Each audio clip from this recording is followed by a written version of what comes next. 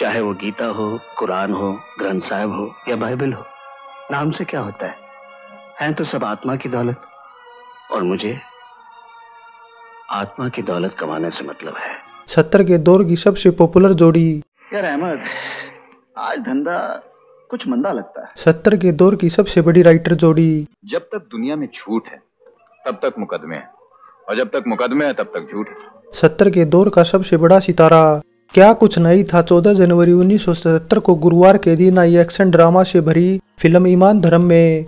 इतना कुछ होने के बावजूद फिल्म का बॉक्स ऑफिस पर क्या हाल रहा और पर्दे के पीछे क्या कुछ हुआ, उस पर बात करने से पहले जरा फिल्म का इंट्रोडक्शन करा दें। सुचित्रा फिल्म्स के अंडर प्रेम जी के निर्माण और देश मुखर्जी के निर्देशन में बनी मल्टी स्टारर फिल्म ईमान धर्म की मेन कास्ट में थे अमिताभ बच्चन, शशि कपूर, संजीव कुमार, रेखा, अपर्णा सेन, प्रेम चोपड़ा, हेलन, ओम शिवपुरी, अमरीश पुरी, उत्पल दत्त, A.K. हंगल, M.B. सेठी, मैक मोहन और सुधीर जैसे कलाकारों की पूरी फौज थी।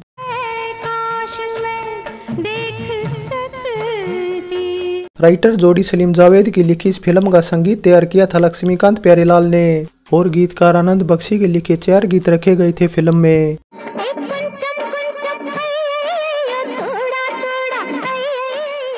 सभी गीतों को अपनी मधुर आवाज से सजाया था मोहम्मद रफी, मुकेश, किशोर कुमार, लता मंगेशकर और आशा भोसले ने। हम झूठ बोलते हैं मानते हैं, लोग झूठ बोलते हैं मानते नहीं। फिल्म ईमान धर्म का गीत संगीत कुछ खास नहीं था। जट्टाई, बैसाखी और कुंचुम कुंचुम जैसे गीत ही कुछ हद तक पसंद किए गए थे, लेकिन उतने भी नहीं कि उन्हें यादगार कहा जाए।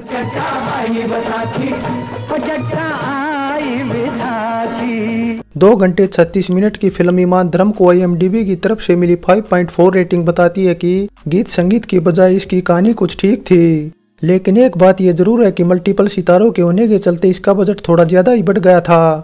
एग्जैक्ट आंकड़ा तो वैसे कहीं मेंशन नहीं किया हुआ, लेकिन हमारा अनुमान है कि इसका बजट 1,40,00,000 रुपए के आसपास था और रिलीज के बाद ऑल ओवर इंडिया अप्रोक्सीमेट 1,30,00,000 की कमाई कर फ्लॉप होते हुए 14वें नंबर की फिल्म थी। वैसे साल की सबसे कमाऊ फिल्म की बात करें तो multi starrer Amar Akbar Anthony साल की सबसे कमाऊ फिल्म थी, जिसकी कमाई दूसरे नंबर की फिल्म धर्मवीर से 50 लाख रुपए ज्यादा थी। अब ना मेरा ईमान बिकाऊ है ना मेरी शराफत। वैसे हिट जोड़ी और हिट राइटर के होते हुए देश मुखर्जी जैसे कला निर्देशक को पहली बार निर्देशन की जिम्मेदारी सौंपना गलत था, लेकिन ये सब हुआ निर्माता प्रेम जी की वजह से, जिन्होंने इससे पहले अमिताभ बच्चन की सन 74 में आई मजबूर का निर्माण किया था। फिल्म ने भी बॉक्स ऑफिस पर ठीक ठाक कमाई की थी। ऐसे में दोबारा अमिताभ बच्चन के साथ आने से उन्हें भरोसा था कि फिल्म उनके दम पर जरूर अच्छी कमाई करेगी। और वैसे भी फिल्म का मुहूर्त 16 जनवरी 1975 में दीवार फिल्म की रिलीज के तुरंत बाद लिया गया था, जिसमें अमिताभ और शशि की जोड़ी क्या खूब जमी थी। वैसे दीवार फिल्म के कला निदेशक देश मुखर्जी ही थे और उनके बेहतरीन काम को ही देखते हुए प्रेम जी ने ईमान धर्म का निर्देशन करने का मौका दिया था। हालांकि ईमान धर्म के फ्लॉप होने के बाद देश मुखर्जी से कोई निर्माता अपनी फिल्म का निर्देशन कराने को तैयार नहीं हुआ। बस बेमिसाल प्रोडक्शन बैनर और निर्माता टीटो और टोनी धोखा खा गए। टीटो और टोनी ने तो इतना धोखा खाया कि ईमान धर्म की रिलीज से पहले ही देश मुखर्जी को साइनिंग अमाउंट के तौर पर एक कार गिफ्ट भी कर दी। लेकिन जब फिल्म बॉक्स ऑफिस पर फेल हो गई तो दोनों ने कॉन्ट्रैक्ट कैंसिल कर दिया और फिर एक दिन बीच रास्ते में ही देश मुखर्जी से कार छीन कर हिसाब बराबर भी कर दिया, जिसके बाद बेमिसाल प्रोडक्शन ने भी फिल्म आतंक की शूटिंग रोक दी। लेकिन इसे बाद में 90 के दशक में प्रेम लालवानी ने टेक ओवर कर लिया और फिल्म को 1996 में रिलीज किया। वैसे देश मुखर्जी को बतौर निर्देशक बेशक इसके बाद किसी ने साइन नहीं किया, लेकिन आर्ट निर्देशक का काम उनका पहले की तरह ही चलता रहा और उनकी गाड़ी दौड़ती रही। देश मुखर्जी ने ईमान धर्म के बाद कई बेहतरीन फिल्मों में बतौर कला निर्देशक काम किया, जिनमें 1981 की मेगा क्रांति फिल्म भी थी। वैसे फिल्म ईमान धर्म के फ्लॉप होने से सबसे ज्यादा शर्मिंदगी राइटर सलीम जावेद की जोड़ी को झेलनी पड़ी, जिन्होंने पहले कहानी मनमोहन देसाई को सुनाई थी और निर्माता जी नाडियाडवाला फिल्म में पैसा लगाने को भी तैयार हो गए थे। लेकिन दूसरे निर्माता प्रेम जी भी 3 धर्मों वाली कहानी पर फिल्म बनाने का इरादा पाले हुए थे, इसलिए उन्होंने राइटर सलीम जावेद को और ज्यादा पैसों का लालच दे दिया, जिससे निर्माता जी नाडियाडवाला के साथ निर्देशक मनमोहन देसाई को भी बाहर होना पड़ा। लेकिन इसके बाद मनमोहन देसाई चुप बैठने वाले नहीं थे। उन्होंने भी अपनी पत्नी जीवन प्रभा देसाई के साथ मिलकर 3 धर्मों पर बेस्ड अमर अकबर एंथोनी की न केवल कहानी तैयार की बल्कि सन 77 में ही रिलीज भी कर दिया, जिसके बाद मनमोहन देसाई के रिश्ते सलीम जावेद से काफी खराब भी हो गए थे। आइंदा ऐसी छोटी बात की तो थोबड़ा बैंड कर दूंगा क्या। वैसे पैसों के लालच में राइटर सलीम जावेद की जोड़ी ने इतने बड़े निर्माता निर्देशकों को धोखा दिया तो परवीन बाबी जैसी केवल कुछ फिल्म पुरानी नौजवान हीरोइन ने सभी को आईना दिखाते हुए फिल्म ही करने से मना कर दिया। हालांकि उनकी भूमिका अमिताभ बच्चन के अपोजिट थी, लेकिन साथ में उन्हें एक छोटी बच्ची की माँ की भूमिका भी करनी थी और परवीन उस टाइम ऐसे किरदार करना नहीं चाहती थी, इसलिए उन्होंने मना कर दिया। हालांकि जिन्नत फिल्म करने को तैयार थी, लेकिन राइटर सलीम खान ने उस टाइम अपनी गर्लफ्रेंड रही हेलन की सिफारिश कर दी। वैसे अमिताभ बच्चन को 70 के दशक में ऐसी हीरोइनों के साथ काम करने में कोई परेशानी नहीं रही, क्योंकि इससे पहले वे अरुण आर्यानी के साथ फिल्म संजोग और बॉम्बे टू गोवा में, पद्मा खन्ना के साथ सौदागर में, और फिर 80 के दशक की फिल्म बेमिसाल भी ऐसी फिल्म थी जिसमें अमिताभ बच्चन के अपोजिट दोयम दर्जे की हीरोइन नजर आई थी। हालांकि ईमान धर्म इकलौती ऐसी फिल्म है जिसमें अमिताभ बच्चन और हेलन एक दूसरे के साथ पेयर किए गए थे। इसके अलावा फिल्म ईमान धर्म में अमिताभ बच्चन मुस्लिम किरदार में थे। सन 69 की साथ हिंदुस्तानी और 73 की सौदागर के बाद ईमान धर्म तीसरी ऐसी फिल्म थी जिसमें अमिताभ मुस्लिम किरदार में नजर आए थे। वैसे फिल्म ईमान धर्म में रेखा भी थी, लेकिन उन्हें शशि कपूर के अपोजिट वाली भूमिका दी गई थी। ऐसा इसलिए था क्योंकि फिल्म की घोषणा सन 74 में की गई थी, तभी सभी के किरदार फिट कर दिए गए थे, वरना सन 76 की फिल्म दो अनजाने के बाद ऐसा करना नामुमकिन था, क्योंकि दो अनजाने फिल्म के टाइम दोनों का फेर शुरू हो चुका था। फिल्म नमक हराम में जहां रेखा राजेश खन्ना के अपोजिट थी तो ईमान धर्म में शशि कपूर उनके अपोजिट थे। वैसे फिल्म ईमान धर्म में सभी की भूमिकाएं कुछ उलझी हुई थी। सबसे ज्यादा तो संजीव कुमार उलझे हुए थे।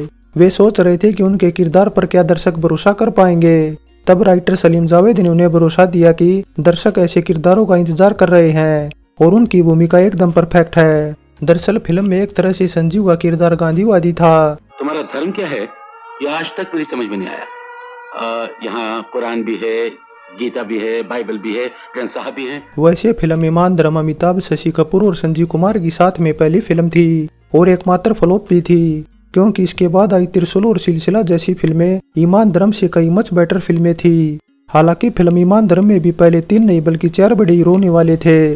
निर्माता प्रेम जी का प्लान इसे मेगा फिल्म बनाने का था, लेकिन चौथे हीरो दिलीप कुमार ने उन्हें मना कर दिया, जिसके बाद किरदार उत्पल दत्त ने किया। उत्पल फिल्म में सिख की भूमिका में नजर आए थे। वैसे फिल्म ईमान धर्म में निर्देशक देश मुखर्जी की तरफ से कई सीन में गलतियां देखने को मिली थी, क्योंकि अभिनेत्री अपर्णा सेन जो फिल्म में अंधी थी उन्हें क्लाइमेक्स में कैसे पता चल गया कि प्रेम चोपड़ा बंदूक ताने कहाँ खड़े हैं। अपर्णा ने सीन में दरअसल सूरज की साइड घूमकर अपने गले में पहने क्रोस के जरिए प्रेम चोपड़ा का ध्यान भटका दिया था। इनके अलावा निर्देशक देश मुखर्जी की एक गलती ये भी कही जाएगी कि ज्यादातर शूटिंग मुंबई में ही करने के बावजूद वे बजट कंट्रोल नहीं कर पाए। इसके अलावा फिल्म ईमान धर्म के फ्लॉप होने के बाद राइटर जोड़ी से भी खूब सवाल किए गए, जिनका जवाब देते हुए जावेद अख्तर ने बताया कि गंभीर स्क्रिप्ट तैयार करने के लिए उसमें थोड़ा नमक डालना पड़ता है, लेकिन लगता है ईमान धर्म में नमक थोड़ा ज्यादा पड़ गया और पूरी डिश खराब हो गई। वैसे फिल्म ईमान धर्म 70 के दशक की ऐसी फिल्म थी जो अमेरिका के साथ ब्राजील और रोमानिया में भी रिलीज हुई थी, लेकिन वहाँ रिलीज से पहले इसका टाइटल बदली कर दिया गया। अमेरिका में इसे ऑनेस्टी एंड रिलीजन टाइटल से तो रोमानिया में पेंतुरु धर्म टाइटल से रिलीज किया गया था। काम तो हम करने को तैयार, लेकिन ये 300 का 400 रुपया कर दीजिए। वैसे ईमान धर्म ऐसी फिल्म थी जिसमें ओम शिवपुरी संजीव कुमार के पिता की भूमिका में थे, जबकि असल जिंदगी में वे संजीव से 5 दिन छोटे थे। तो ये तो बात रही फिल्म ईमान धर्म के अनसुने किस्सों की। अब बात फिल्म फेयर की भी कर ली जाए तो सभी की अदाकारी अच्छी होने के बावजूद इसे एक नॉमिनेशन तक नसीब नहीं उसका। आप लोग करोड़ों रुपए कमा रहे हैं, कभी कभी एक मंदिर बनवा दीजिए। फाइनली हम दोबारा यही कहेंगे कि फिल्म ईमान धर्म में सभी की अदाकारी अच्छी थी, इमोशनल सीन भी अच्छे थे, तो निर्देशक देश मुखर्जी का काम सबसे खराब था। उन्होंने सभी को भटकाए रखा और शूटिंग भी लंबी खींच ले गए। बेहतर होता कि निर्माता प्रेम जी निर्देशन की जिम्मेदारी किसी और को सौंप देते।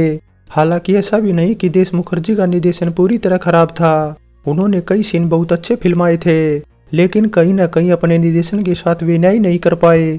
वैसे जब सब कुछ खराब ही हो रहा था तो इसका गीत संगीत भी कहाँ पीछे रहने वाला था। आनंद बख्शी ने जल्दबाजी में गीत लिखे तो लक्ष्मीकांत प्यारेलाल ने भी उन्हें रिकॉर्ड करने में जल्दबाजी दिखा दी, वरना गीत संगीत पर और ज्यादा ध्यान दिया जा सकता था, क्योंकि किसी फिल्म की सफलता में गीत संगीत का भी अहम योगदान होता है। वैसे ओवरऑल फिल्म ईमान धर्म का कॉन्सेप्ट अच्छा था, वरना उसी साल आई 3 धर्मों पर based film Amar Akbar Anthony इतनी ज्यादा कमाई न करती। वैसे फिल्म ईमान धर्म की भी तारीफ करने वालों की कमी नहीं। कुछ लोग इसे फ्लॉप होते हुए भी अच्छी फिल्म मानते हैं। ओल्ड इज गोल्ड में फिल्म ईमान धर्म पर हमारी ये पेशकश कैसी लगी नीचे कमेंट कर बताएं। अच्छी लगी है तो लाइक और शेयर करने के साथ चैनल सब्सक्राइब करें। तो चलते हैं, फिर मिलेंगे एक और नई वीडियो के साथ।